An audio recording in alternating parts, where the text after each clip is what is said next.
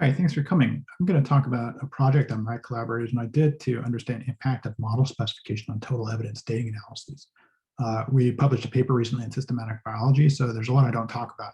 If you're curious, you can go read the paper. We used Marattialean inference as a case study in this analysis, and you can see some of them depicted here in this Pennsylvania landscape. There are these tall, charismatic tree ferns. So node calibration is the traditional method for calibrating phylogenies to an absolute timescale, but it can be pretty tricky to carry out to derive node calibrations. So you have to decide where the fossil goes, whether it's a stem fossil or crown fossil, et cetera. You have to decide how old the clade is with respect to the fossil, with sometimes arbitrary density, and you have to make a decision if you have multiple fossil calibrations, how you are going to include all of those fossil calibrations at once. It can be very difficult. Charles Marshall recently wrote a paper that describes how to do this in a fairly principled way, but it's pretty challenging. Total evidence dating is an alternative that treats fossils as tips and estimates their placement using morphological data.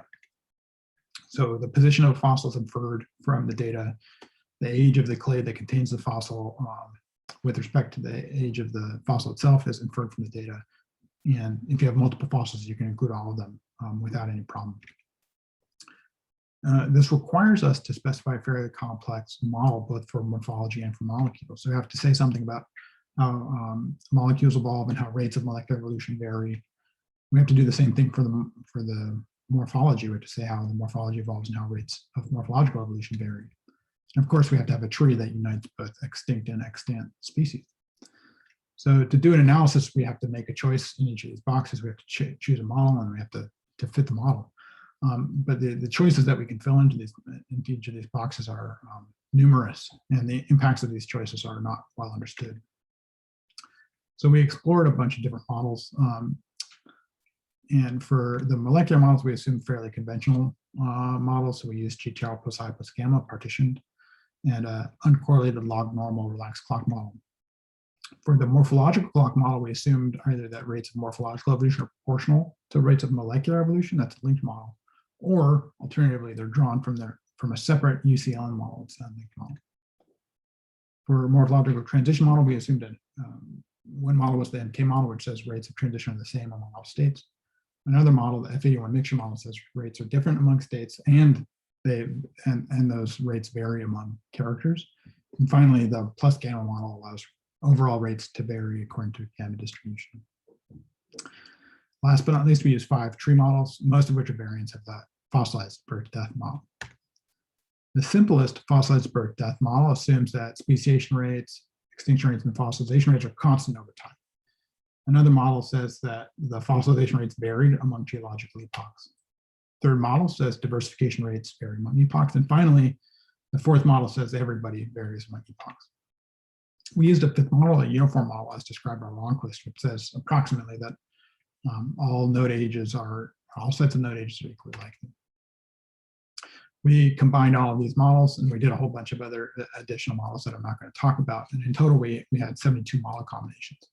We did all of this in RevBayes, which made it easy to enumerate all these different combinations. We applied these models to Marattialean and Fern dataset. These ferns had their heyday in the Pennsylvanian when they were wet adapted species. The Pennsylvanian is very wet, so they did very well. But today there's only about 111 extant species. Many of our fossil samples come from the Pennsylvanian, where they're preserved in very high anatomical detail. And we collected a similar number of extant species like this big charismatic Angiopteris. In total, there were 26 extants, 45 fossils, 98 discrete characters, most of which are binary, and 5 molecular markers. We found that divergence-time estimates are very sensitive to the tree model. If we look at lineage through time curves, which show the number of lineages in the inferred tree at any given point, we see that this orange curve, the uniform model, is inferring very ancient divergences. But even within the FBD models, there are noticeable differences. If we look at the tree estimated under an FBD model, we see that extant species form a clade that arose in the Cretaceous. It does not include any fossils. But if we use the uniform tree model, the extant clade is inferred to be much older, unrealistically so, and it also is old enough to include fossils. So the uniform model not only affects ages, it also affects topology. By contrast, the morphological models had a milder impact on node ages. Not zero, but relatively low compared to the tree models. They had a larger impact on topology, but I'm not going to discuss that. So the models made a difference, which motivated us to use model comparison tools. So the first thing that we did is use posterior predictive simulation to assess the adequacy of our models. And intuitively, this works by simulating data under the model and checking whether the simulated data are similar to the observed data. So we simulate a bunch of morphological character data sets under a given model. We calculate the parsimony score of those simulated data, and we compare it to the parsimony score of the observed data. If the distribution of those scores overlaps with zero, that means the model is adequate. If it's right on top of zero, that's what we expect if the model is true, so that's good. So as we can see, these boxes correspond to different morphological transition models. All of them are adequate, but there seems to be evidence for the FE1 mixture plus gamma to be the best. If we look at a different clock model, we see that there's not much difference between the two clock models. And likewise, if we look at different tree models, not much difference in these posterior predictive distributions. And this is also true if we look at another score, the variance in parsimony scores among characters. There doesn't seem to be information in these posterior predictive distributions about the different clock or tree models. We interpret this as evidence as a result of identifiability, which we discuss more in the paper. So we used Bayes factors to compare the fit of different tree models. We only did the tree models because Bayes factors are quite expensive. So when we compare the tree model in the row against the tree model in the column, we see that the model that allows diversification rates to vary outperforms all of the other models.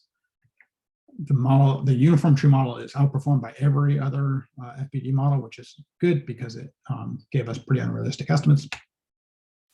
And surprisingly, allowing fossilization rates to vary decreased model fit, which to us was surprising because we think that this group has a high preservation rate in the Pennsylvania. We also use this framework to make some evolutionary inferences about Marattialeans.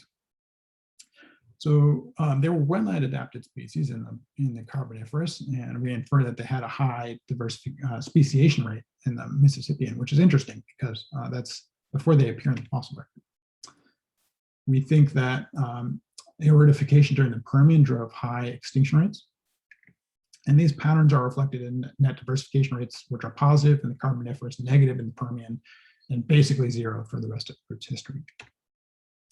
And we can use these models to sort of predict how many species there were over time. And we predict that there are about 2,500 species during the Pennsylvanian, which is a lot considering that there are only 12,000 extant ferns total. And then there's a crash to about 100 species for the rest of the group's history, which is reassuring because there are 111 extant species. Of course, all of this is predicated on a model with constant fossilization rates, which we think is pretty implausible. If we allow fossilization rates to vary over time, the diversification rate patterns don't change very much, but peak diversity does go down by about half to 1,200 species. So these inferences are sensitive to assumptions about fossilization rates. So we've learned that all model components matter to some degree, but the tree model has the largest impact on divergence times.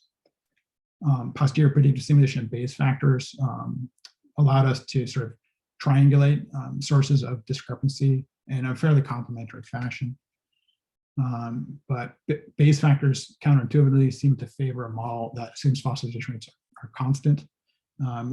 Subsequent to publishing this paper, we really dug into this problem. We think we know what's going on, so stay tuned for our follow-up. And we think that rather than being a sort of a nuisance, the complexity of this model, especially when using the FBD, is an opportunity to learn about macroevolution. So the morphological models informed us that there's probably rate variation and process variation among characters, and reassuringly that the models are adequate, which is good because we often think of these models as being cartoonishly simple. We infer a nuanced picture of diversification that's consistent with knowledge of paleoecology and paleoclimate. I mean, we think this demonstrates the potential for this framework to harmonize paleontological and neontological perspectives on phylogeny and macroevolution. With that, I'd like to thank NSF for funding and UC Berkeley's Berkeley Research Computing for a lot of compute time.